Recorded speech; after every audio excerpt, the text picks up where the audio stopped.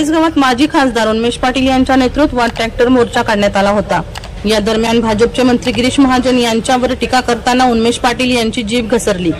खान्देशचा सुपुत्र जलसंपदा मंत्री झाला आणि त्या हरामखोर गिरीश महाजनने 19 टीएमसी वरून 8 टीएमसी वर पाणी नेलं, अशा शब्दात उन्मेष पाटलांनी मंत्री गिरीश महाजनांवर निशाणा साधला।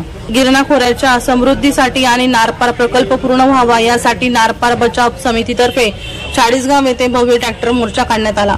या मोर्चात 100 पेक्षा अधिक ट्रॅक्टर सहभागी झाले होते। उन्मेष पाटील यांच्या नेतृत्वात महाविकास आघाडीचे घटक पक्ष आणि विविध संघटना मिळून हा मोर्चा काढण्यात आला होता।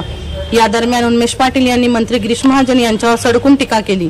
माजी मंत्री एकनाथ खडसे यांच्यानंतर राज्य शासनामध्ये गिरीश महाजन पहिल्यांदा जलसंपदा मंत्री झाल्यामुळे ते नारपारचं पाणी आम्हाला देतील असं आम्हाला वाटत होतं, पण गिरीश महाजन यांना वेळ नव्हता, त्यांना नारपार माहिती नाही। वर्षा लोहार यांचा रिपोर्ट V1 लाईव्ह जळगाव।